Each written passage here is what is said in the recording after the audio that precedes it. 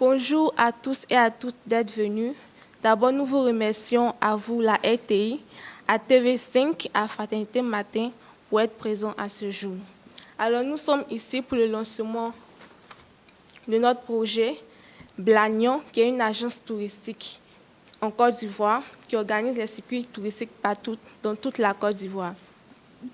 Voici comment notre projet se présente. Nous ferons des partenariats avec plusieurs agences à l'extérieur du pays, avec plusieurs agences avec les pays d'Europe, exactement la France, l'Allemagne, l'Espagne, le Portugal, le Belgique, ensuite avec l'Amérique du Nord et avec la Chine et aussi plusieurs pays de l'Afrique de l'Ouest.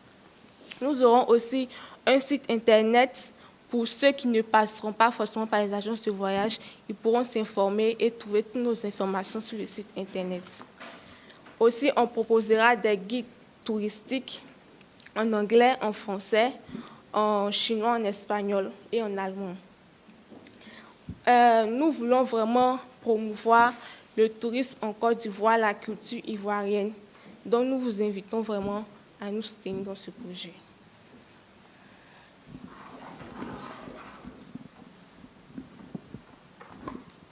Alors, bonjour à tous ceux qui sont présents aujourd'hui.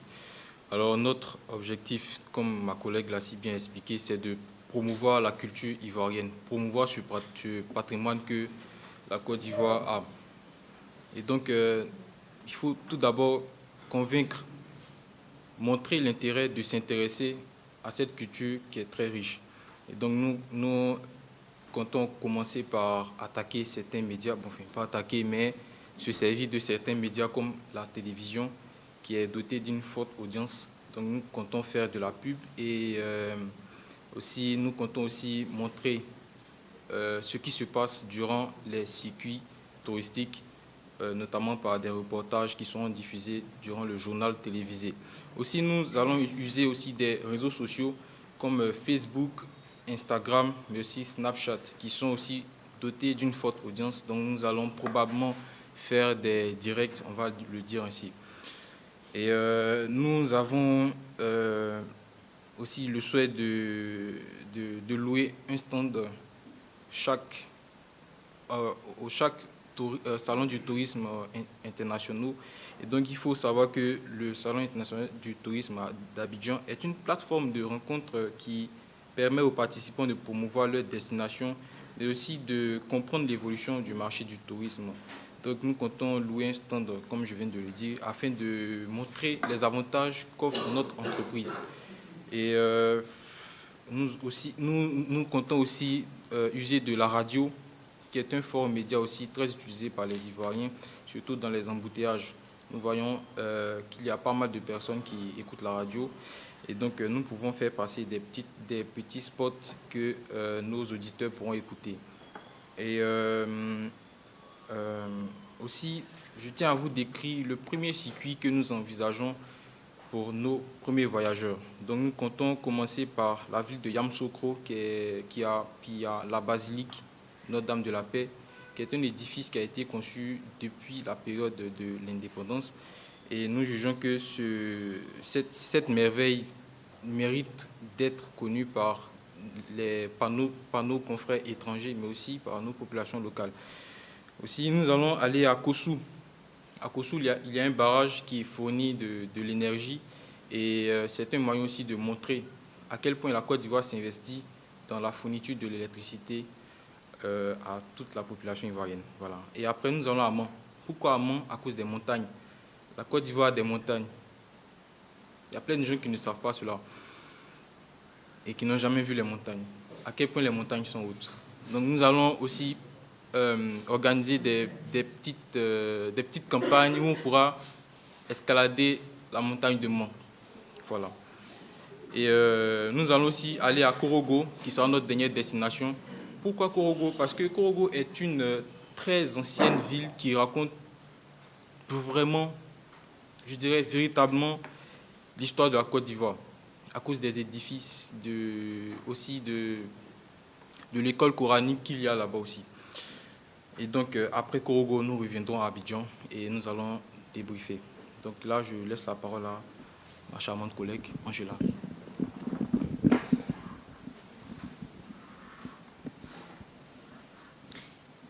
Rebonjour.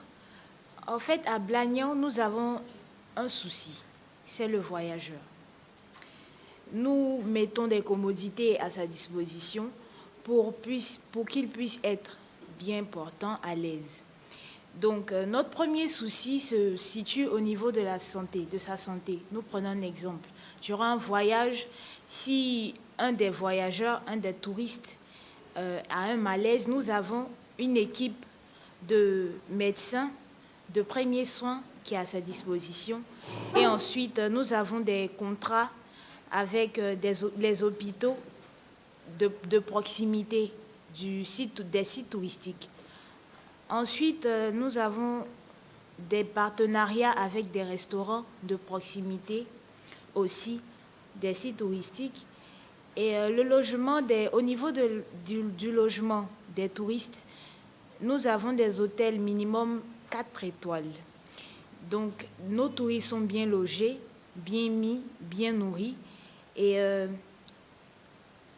ne pas oublier aussi le kit de voyageurs qui est à sa disposition, qui comporte une carte, des nattes et tout ce qu'il faut pour qu'un voyageur se sente à l'aise.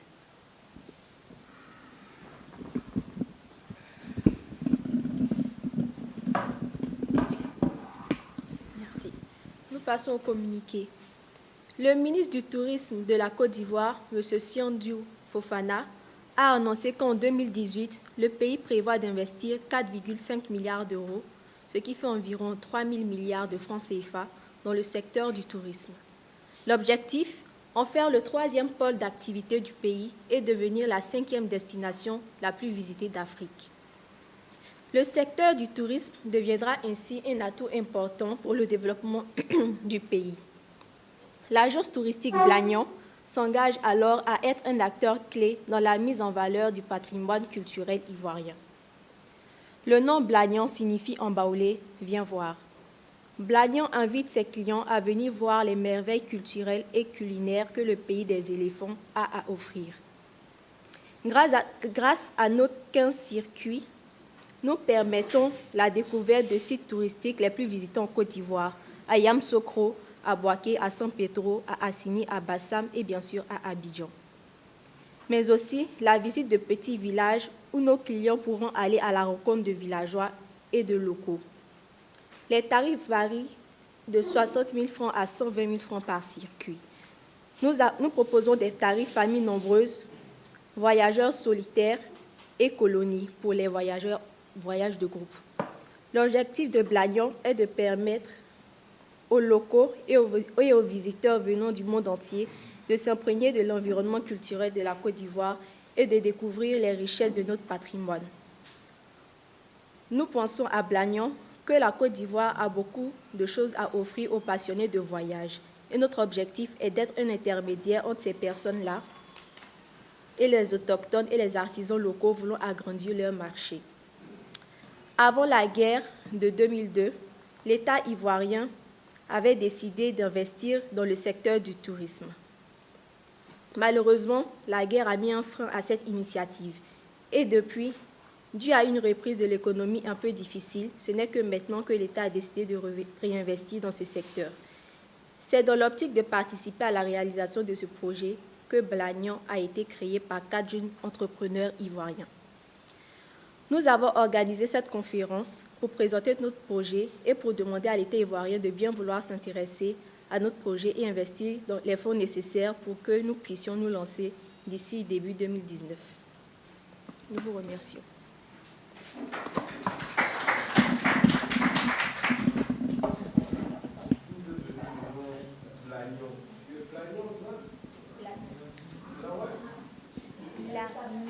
C'est Blagnan.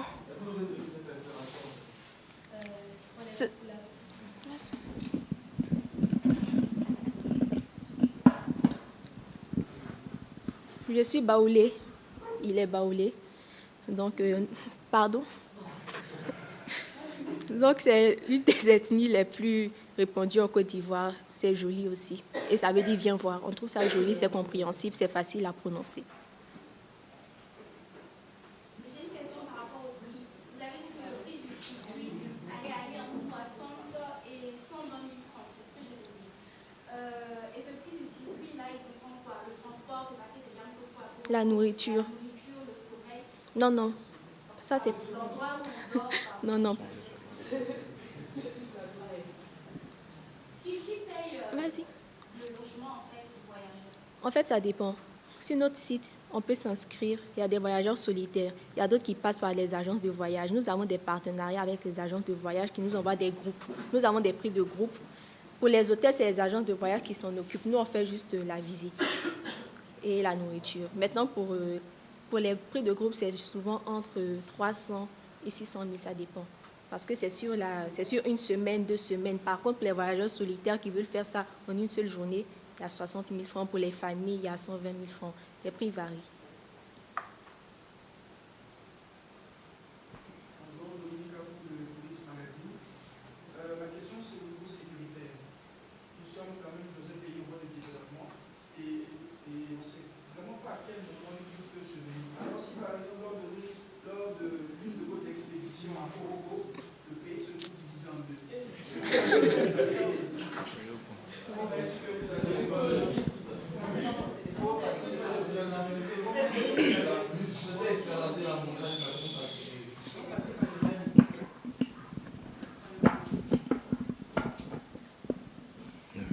Excusez-moi pour le retard. Donc, faut savoir que nous avons des vies humaines voilà, justement, à charge, merci pour le terme. Et nous ne voulons pas prendre de risques inutiles. Voilà, vous êtes une personne, moi je suis une personne. Donc, je ne peux pas vous faire courir des risques énormes, justement. Donc, avant même d'effectuer un voyage, nous nous renseignons sur la situation socio-économique ou politique du pays. Voilà. Et aussi, il faut noter, je ne sais pas si ma collègue l'a signifié, nous mettons tout à disposition du voyageur. Donc, nous tenons à sa sécurité, à sa santé, au fait qu'il soit bien logé, en gros, qu'il soit à l'aise. Mais en termes de sécurité, vous avez des accords avec l'armée. Est-ce que lors de vos visites, dans certains endroits de la Côte d'Ivoire un peu plus sensibles, vous avez des gardes, des moyens concrets de sécurité? Vous êtes accompagné? Oui, on va le dire ainsi. Et nous sommes actuellement en train de négocier un partenariat, une collaboration avec les polices locales afin que nous soyons accompagnés par des personnes qui sont compétentes, on va le dire ainsi. Voilà. Est-ce que vous avez privilégié des voyages par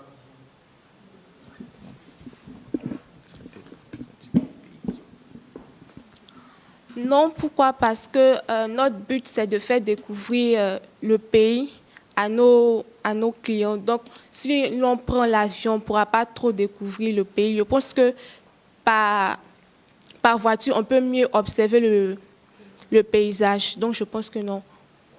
Non. Non.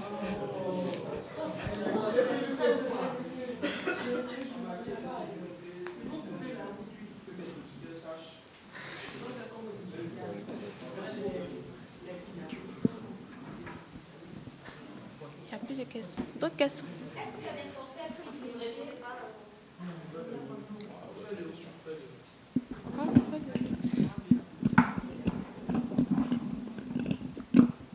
Encore désolé. Donc, vous avez parlé de phénomène de coupeur de route. Moi, je pense que ça a déjà été réglé. Et en plus de ça, nous avons précisé que nous sommes en partenariat, enfin, nous recherchons une collaboration avec les polices locales. Donc, ne vous inquiétez pas pour tout ce qui est coupeur de route ou quoi que ce soit, c'est déjà géré. Voilà. Vous avez une autre question? D'accord. Non, je voudrais ajouter quelque chose. Je voudrais dire aussi que il y a des horaires. Il y a des horaires jusqu'à 20 heures maximum. On n'est plus sur la route. Chacun est déjà de son hôtel. Moi, j'aimerais savoir s'il y a des prix privilégiés pour les Ivoiriens. Ou c'est vraiment les mêmes tarifs pour le concert que l'Ivoirien qui peut découvrir une autre partie de ce pays.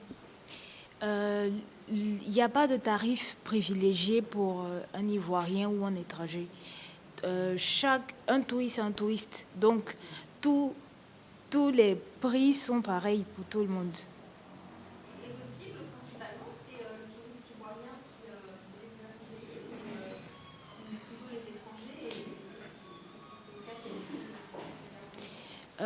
Non, on n'a pas de cible particulière. En fait, nous voulons, parce qu'il y a des locaux, des Ivoiriens même qui ne connaissent pas leur pays, vraiment. Il y a des Ivoiriens, comme il a dit, qui ne savent pas même en Côte d'Ivoire qu'il y a des montagnes qui existent. Donc, nous voulons faire découvrir à tout le monde, même aux Ivoiriens, leur pays, et aussi aux étrangers qui ne connaissent pas, pour venir voir à quoi ressemble la Côte d'Ivoire. Les-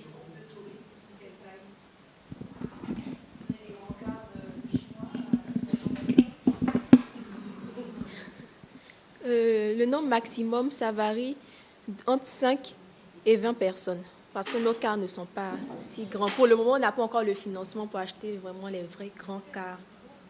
Oui, c'est de petits groupes pour commencer. Journaliste voyage. Donc j'ai bien compris, votre but, c'est de faire découvrir un peu la Côte d'Ivoire au monde entier. Vous avez dit qu'il y a des Ivoiriens qui savent pas exactement qu'il y a des montagnes ici, qui n'ont jamais vu de montagnes.